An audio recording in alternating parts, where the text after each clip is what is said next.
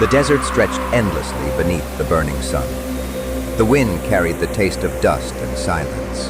And through that silence walked a woman, tired, alone, and heartbroken. Her name was Hagar. Before her name would be remembered for generations, she was simply a servant, a woman from Egypt who had no choice in the direction of her life. She had been taken from her homeland and brought into the tent of Abram and Sarai, a husband and wife who followed the call of the one true God. To them, Hagar was a helper, a servant who obeyed. But to God, she was someone who would one day see his mercy in a way few ever would. Years passed, and Sarai's heart grew heavy. God had promised her husband Abram that he would have children, more than the stars in the night sky. But Sarai had no child. She had prayed and waited, but her arms remained empty. In her pain and impatience, she made a decision that would change many lives. She turned to Abram and said, "The Lord has kept me from having children. Go, sleep with my servant. Maybe I can build a family through her." It was a command, not a request. And so, Hagar was given to Abram. She had no voice, no power to say no. In time, she became pregnant. Suddenly, everything changed. Hagar was no longer just a servant. She carried Abram's child, the child Sarai had longed for. At first, there was quiet in the camp, but soon, jealousy and pride began to grow like thorns in dry soil. Hagar felt something she had never felt before: importance. She was carrying a promise, and in her heart, she began to look down on Sarai. But Sarai could feel it. Every glance from Hagar reminded her of her own pain. One day, Sarai went to Abram in tears and anger. "My servant treats me with contempt," she said. "I put her in your arms, and now she despises me."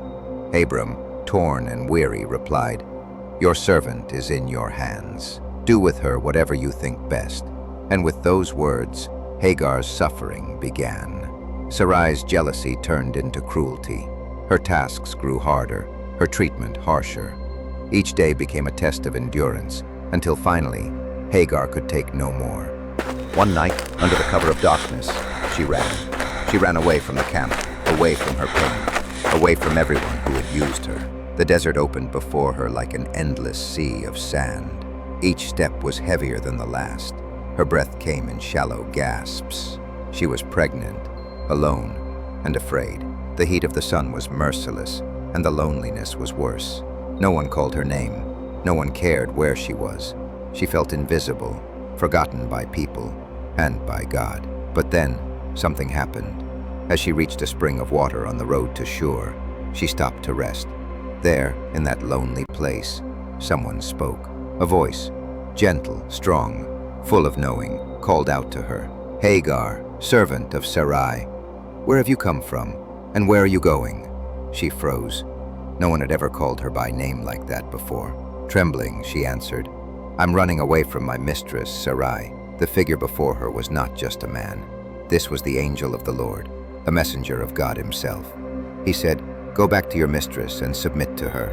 The words cut deep. Go back, to pain and cruelty.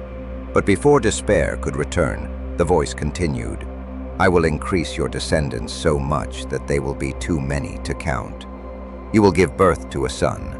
You shall name him Ishmael, for the Lord has heard your suffering." For the first time, Hagar realized something she had never known before. God saw her. He knew her name. He knew her pain. Tears filled her eyes as she looked toward heaven and whispered, "You are the God who sees me." In Hebrew, she called him El Roi, the God who sees. The place where this happened became known as Bir Lahai Roi, the well of the living one who sees me. Strength filled her again. Hope returned where despair had lived. She was not invisible. She was not forgotten. She rose from the spring and turned back toward the tents of Abram and Sarai, no longer just a servant, but a woman who had been seen by God himself. Months later, Hagar gave birth to a son. Abram named him Ishmael, which means God hears. For a time, peace returned. The child grew, and so did Abram's household. But deep in Sarai's heart, jealousy still burned. The promise of God, The child she was supposed to bear had not yet come, and Hagar, though blessed with a son, still walked a fragile line between honor and rejection. She had seen the God who sees, but her journey was far from over. Years passed. The tents of Abram grew larger, the flocks increased, and the name of the household spread far across the land. Little Ishmael grew strong, a curious, bright-eyed boy who ran through the fields, laughed with his father, and learned to hunt under the wide desert sky. Hagar watched him with pride. He was her joy, her hope, her proof that God truly saw her. Yet even as Ishmael grew, tension still lingered in the camp. Sarai, now older, still longed for her own child. Though she had once told Abram to take Hagar, the sight of Ishmael playing nearby reminded her of her pain. She tried to forget, but each laugh of the boy echoed in her heart like a wound that would not heal. Then, one day, something impossible happened. God appeared to Abram again. The Lord changed his name to Abraham, meaning father of many nations. And he changed Sarai's name to Sarah, saying, I will bless her and give you a son by her. Abraham fell on his face in wonder. He was almost 100 years old. Sarah was 90. Could such a thing be true? But God's promise never fails. And so, at the appointed time, Sarah conceived and gave birth to a son, Isaac, whose name means laughter. The sound of joy filled the tents. There was dancing, feasting, and songs of praise.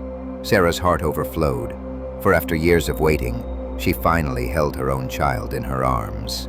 But not all laughter brings peace. One day, during the great feast celebrating Isaac's weaning, Sarah saw Ishmael playing nearby. Maybe he was teasing, maybe just laughing as older brothers often do. But in Sarah's eyes, it was too much. The sight of Hagar's son, once her plan, now her rival, filled her with jealousy she could no longer hide. She turned to Abraham and said sharply, Get rid of that slave woman and her son, for that woman's son will never share in the inheritance with my son Isaac. Abraham's heart broke. He loved Ishmael deeply, his firstborn, his own flesh and blood. He sat in silence, torn between two loves, his wife Sarah and his son Ishmael. That night he wept and prayed for guidance. Then God spoke to him. Do not be distressed about the boy and your slave woman. Listen to whatever Sarah tells you, because it is through Isaac that your offspring will be reckoned. But I will make the son of the slave woman into a nation also, because he is your offspring. The words gave Abraham comfort, but also sorrow. He knew what he had to do. Early the next morning, as the first light touched the horizon, Abraham prepared a small bundle of food and a skin of water. He placed them on Hagar's shoulder. Ishmael stood beside her, unaware that this would be the last time he would see his father's camp. Abraham's eyes filled with tears. He placed his hand on the boy's head and whispered a blessing. Hagar stood quietly, clutching her son's hand. No words could ease the pain. And then they walked away, mother and child, once again into the wilderness. The desert was silent except for the wind. The water ran low. The food was gone. The sun grew hotter each hour and their steps slowed. When the last drop of water was gone, Hagar's strength failed her. She could not bear to watch her son die. She placed Ishmael under a small bush for shade and walked a short distance away. I cannot watch the boy die, she whispered. She sat down, covered her face, and wept. Her cries filled the empty desert. But she was not the only one crying. God heard the boy's voice too. From heaven, the angel of God called to Hagar. What is the matter, Hagar? Do not be afraid. God has heard the boy crying as he lies there. Lift the boy up and take him by the hand, for I will make him into a great nation. Then, as Hagar lifted her eyes, she saw something she had not seen before, a well of water glistening in the sun. God had opened her eyes to the very thing that would save them. She ran to it, filled the skin with water, and gave her son a drink. Life returned to them both. In that moment, Hagar knew once again, God saw her. The same God who met her years ago by the spring of Shur had not forgotten her. He was still El Roi, the God who sees. He was still Ishmael's protector, the God who hears. Hagar and Ishmael settled in the desert of Paran. God was with the boy as he grew up.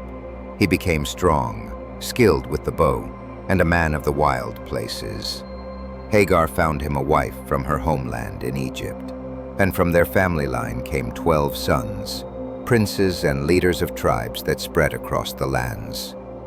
The boy who once nearly died beneath the bush became the father of nations, just as God had promised.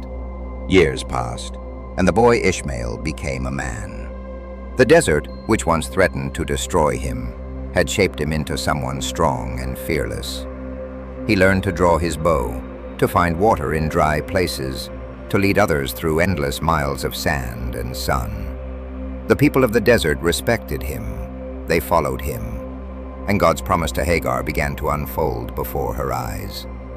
She had learned that the God who sees never forgets his people.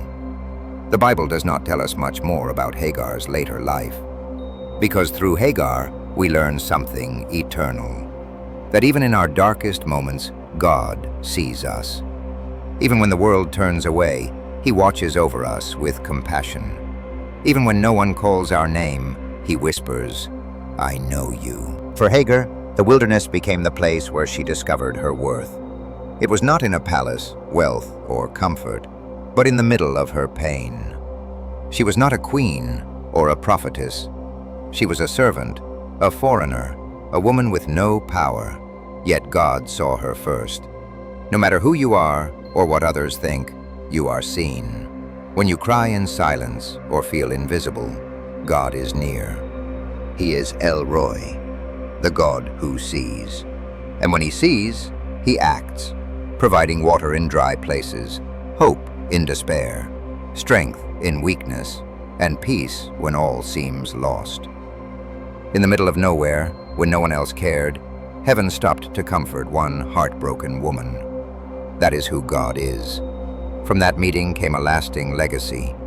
Ishmael became the father of many nations, just as God said. Hagar's journey is a story of survival and grace, a woman who faced despair and still found hope. When you find yourself in a desert, whether a broken relationship, a lost dream, or a silent season, remember Hagar. The same God who met her by the spring and opened her eyes to living water is the same God who sees you now. Close your eyes and say her words, "You are the God who sees me." And just like that, Hagar's story comes full circle. From servant to survivor, from forgotten to seen, from tears to hope. He is still El Roi, the God who sees.